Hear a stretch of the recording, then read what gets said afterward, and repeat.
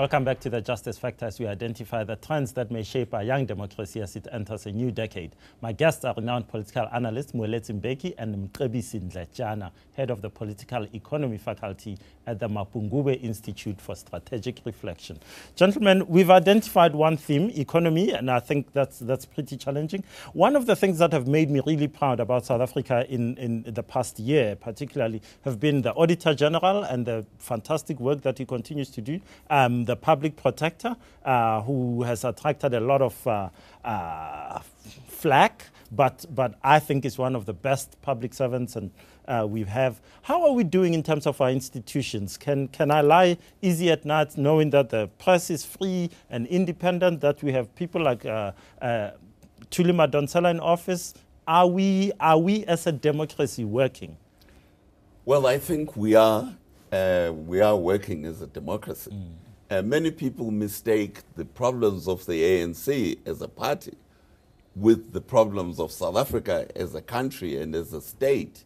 In terms of the democratic institutions of South Africa, as you pointed out, the Auditor General, Public Protector, the Supreme Court of Appeal, the Constitutional Court, our legal system, it's working reasonably well, and these institutions have a great deal of credibility with the citizens of South Africa, which is the important thing. The media in South Africa is very independent, and it has a lot of credibility with the population. And the population, if you listen to, for example, the phone-in, the talk radio programs, people speak freely. They are not afraid of intimidation. So there are many, many things going right with the institutional infrastructure of South Africa. But as I've said, we have to be very careful that the crisis in the ANC alliance, should not rub off into our democratic institutions and start to interfere with their operation. Are you as bullish as Moeletsi is about our democracy?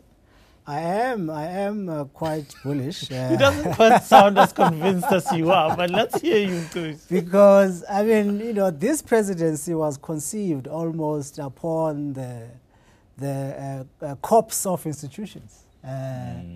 Hawks, or rather NPA, for Jacob Zuma to become president, that institutions had to be stifled.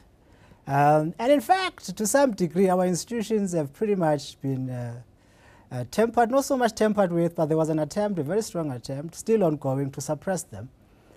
Because you have a very patrimonial presidency that thinks that the personality is more important than institutions. And there's been an attempt to bend all institutions to the will of this personality because the president came into office facing legal problems. And he spent most of his time as presidency, frankly, trying to avoid jail time. I mean, you look at the mess in the police, you look at the squabbles within the judiciary. So, yes, I suppose what this means, now that we're still standing as institutions, is that our institutions are very resilient. We have very good personalities.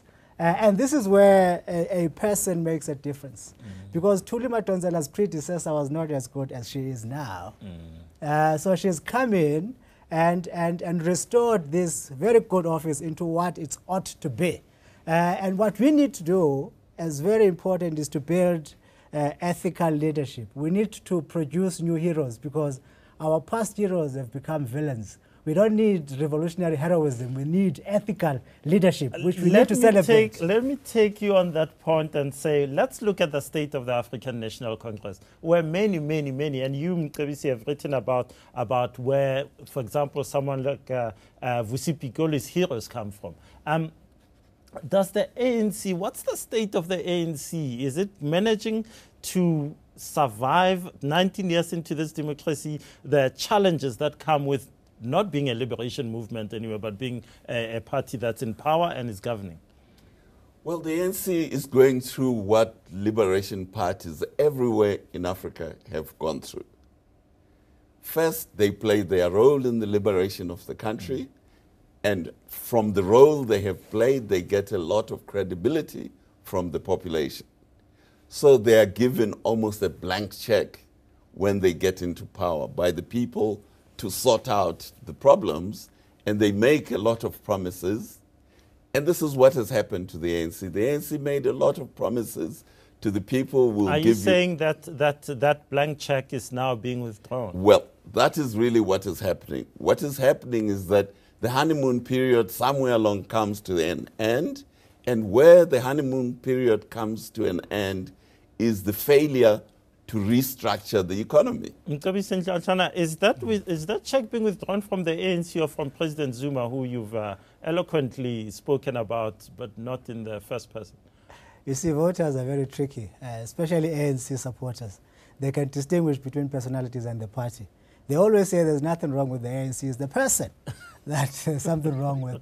And there's certainly something wrong with this person.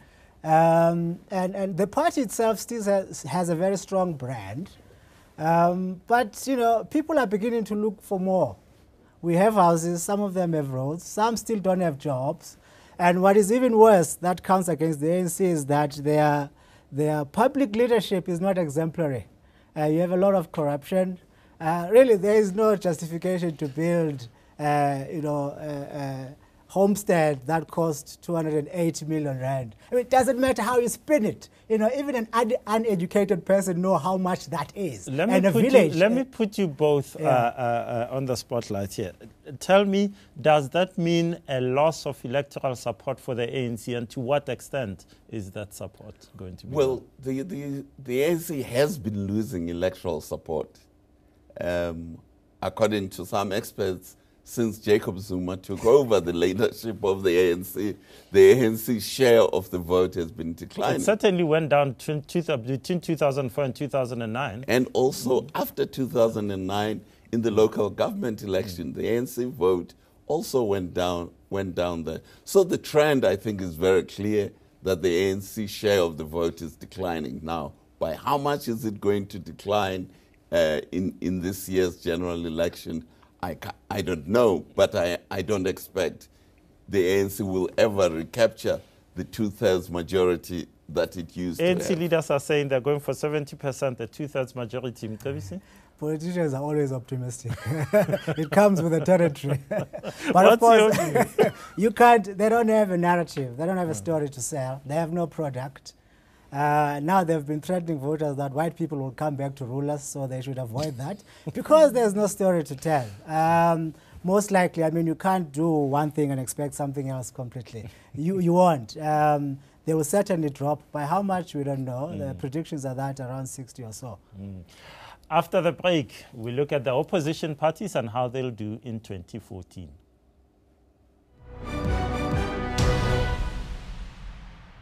News that moves. ENCA.com.